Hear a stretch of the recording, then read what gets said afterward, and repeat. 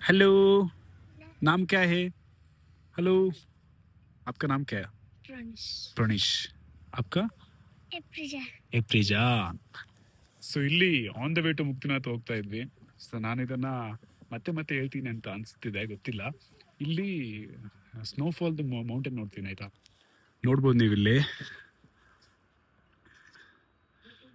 First time ನಾನು ಏನು ಬೆಟ್ಟದ ಮೇಲೆ ಏನು ಸ್ನೋಫಾಲ್ ಆಗ್ತಿರೋದು ನೋಡ್ತಾ ಇದ್ದೀನಿ. ಇಲ್ಲಿ ಒಂದು ಎಂತ, ನಾವು ಮಧ್ಯಾಹ್ನ ಊಟ ಏನು ಮಾಡಿರಲಿಲ್ಲ.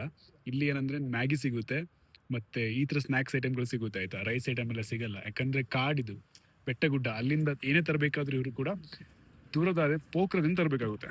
ಕಂಪ್ಲೀಟ್ ಆಫ್ ರೋಡ್, ಏನು ಕೂಡ ಆಕ್ಸೆಸಿಬಿಲಿಟಿ ಇರಲ್ಲ. ಓಕೆನಾ? ಹಾಗಾಗಿ ಇಲ್ಲಿ ಸ್ವಲ್ಪ ಕಾಸ್ಟ್ಲಿ ಇರ್ತದೆ, ಐಟಮ್ ಎಲ್ಲ ಜಾಸ್ತಿ ರೇಟ್. ಸೊ ಇಲ್ಲಿ ನೋಡಿ, ವ್ಯೂ ನೋಡಿ ಹೇಗಿದೆ ಅಂತ.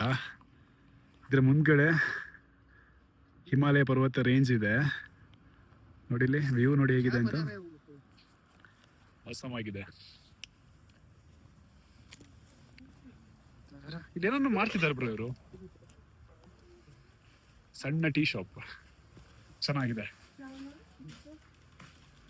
ಸಣ್ಣ ಟೀ ಶಾಪ್ ಮುಂದೆ ಈ ತರ ವ್ಯೂ ಇದೆ.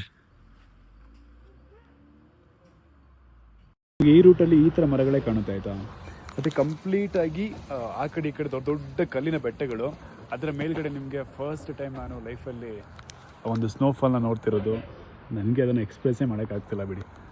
ಮತ್ತು ಇಲ್ಲಿ ಕಾಫಿ ಶಾಪ್ ಆಗಿರ್ಬೋದು, ಸಣ್ಣ ಸಣ್ಣ ಪುಟ್ಟ ಸ್ನ್ಯಾಕ್ ಶಾಪ್ ಆಗಿರ್ಬೋದು, ತುಂಬ ಚೆನ್ನಾಗಿರ್ತದೆ, ತುಂಬಾ ಚೆನ್ನಾಗಿರ್ತದೆ.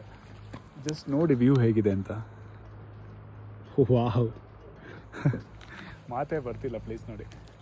ಸಣ್ಣ ಟೀ ಶಾಪ್, ಆಯಿತಾ? ಇಲ್ಲಿ ಮ್ಯಾಗಿ ಸಿಗುತ್ತೆ. ಮತ್ತು ಇನ್ನೇನಂದರೆ ಏನೇ ತಗೊಂಡ್ರು ಕೂಡ ಡಬಲ್ ಅಥವಾ ತ್ರಿಬಲ್ ರೇಟ್ ಇರ್ತದೆ.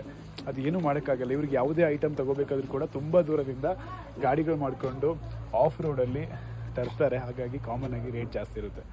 ಬಟ್ ಇಲ್ಲಿರ್ತಕ್ಕಂಥ ವ್ಯೂ, ಈ ಜನ, ಈ ಜಾಗ ಈ